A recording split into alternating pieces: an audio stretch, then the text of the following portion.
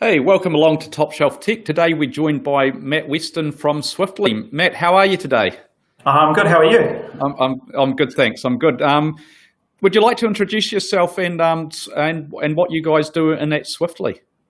I'm Matt. I'm one of the founders of Swiftly. So Swiftly is a SaaS e-commerce platform which we've built during level 4 lockdown and have continued on to now. And we've got about 800 stores running on our platform.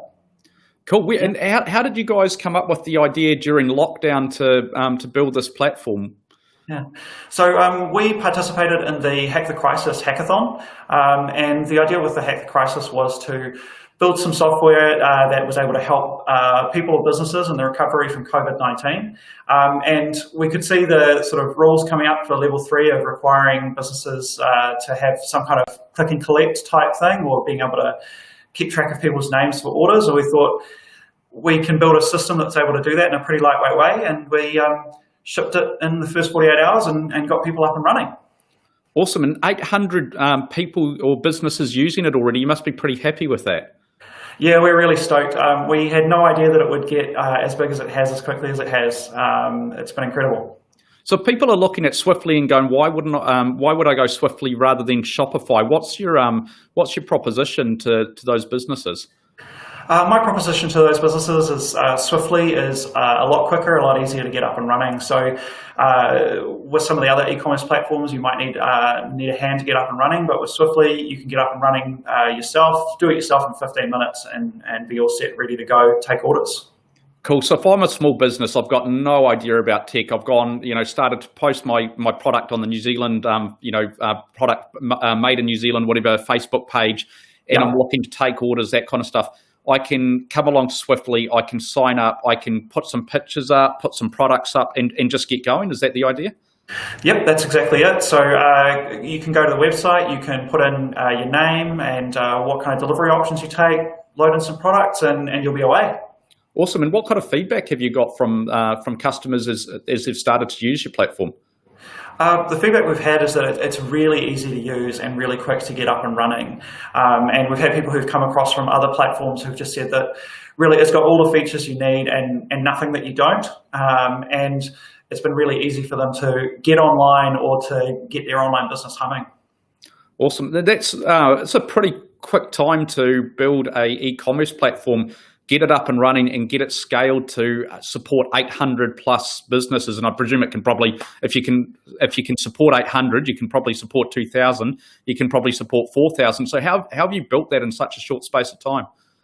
So we've been able to build that by leveraging a lot of AWS's infrastructure. So we're involved in AWS's startup program, and we built everything out on basically enterprise-grade hardware from day zero. So we've had no downtime or anything to worry about. I'm in charge of looking after the servers, and I still get a good night's sleep every night, which has been amazing.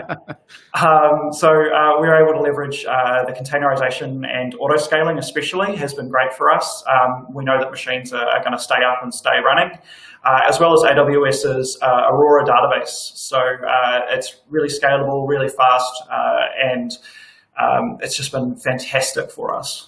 Cool. So 100% cloud-based. You're not having to order servers. You're not having to build database. You're not having to license database servers. You can pretty much turn the key, build code, and start producing a product. That's exactly it. Yeah, we were able to focus 100% on product development and improvement and features rather than worrying about uptime and those kinds of things. It all just works. And to get there, we lean pretty heavily on infrastructure as code. And we've had a couple of shots at building infrastructure for other people as well. So that's my normal day job. And it was great to be able to see infrastructure as code being able to launch a business in a weekend. Nice. And you mentioned your day job. So we were chatting earlier, and actually there's the three of you aren't even on this full time. No, we were for a little bit at the start of lockdown trying to get features up to a point where it was more useful for businesses. It was pretty raw in the first 48 hours, as I'm sure you can imagine. Yeah. The rest of the time we're doing software development agency type work around UX and DevOps. Yeah, amazing. I mean, that's a pretty cool story. 3 people, short space of time, responding to a crisis and able to turn something up, get it running that quickly. And I think to your point, scalable and stable as well, which is huge. Yeah, it's been an incredible journey. So what's next for Swiftly?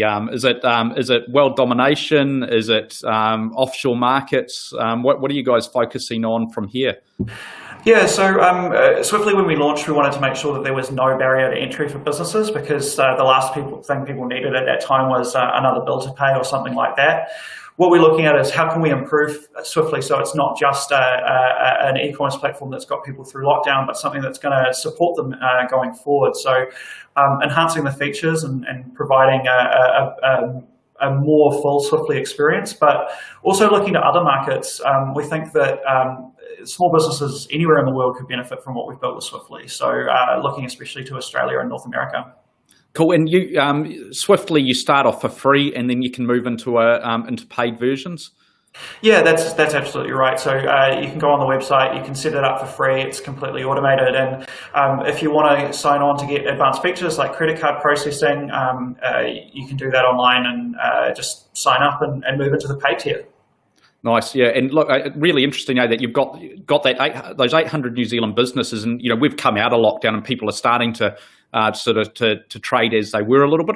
There's still definitely a lot, seen a lot of little entrepreneurial family businesses and stuff starting to promote themselves and that, which is really cool. Actually, a really cool side effect of what we went through. But the rest of the world, by and large, a lot of areas still can't do that, and so I think your demand offshore could actually be huge compared to even what we've got in New Zealand. And I guess that's a great export opportunity as well, potentially there. Yeah, that's what we're looking at. Ideally, we'd love to grow Swiftly to the point where we are working on it full time, and we think that export is definitely going to be the way for us to grow that. Cool. And right now, it's the three of you own it, 100% Kiwi-owned business, still in the hands of the founders and the creators. That's exactly it. Yeah, we want to hang on to it and make sure that we have a chance to grow it to the full platform it can be, and really fulfill our vision with it. So a lot of people listen to this stuff and they go, "That's just awesome. It's the dream for them." You have an idea, you build it, you get it to market. You mentioned the AWS startup program. What is that? Something that's helped you out, helped you get this bootstrap kick started, or and off to a running start? Oh, it absolutely has. Yeah, the AWS startup program has meant that the infrastructure we were able to provision is just first class, and we're able to give customers an incredible experience from day dot, rather than trying to run everything on a shoestring. And so, it's been incredible to have the backing of AWS to do that, and as well as that, the help from AWS's technical team has been great. They are always able to take any questions we have, and been really helpful for us. That's awesome, and I think despite the fact that it's free to get started, people have really high expectations of services these days in terms of uptime, in terms of usability, or those sorts of things. So you sort of can't afford to get off to a false start. I don't think.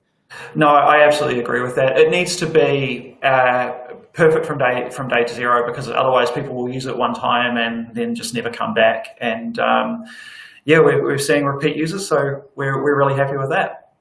Awesome, Matt. Well, look, thanks a lot for joining us today.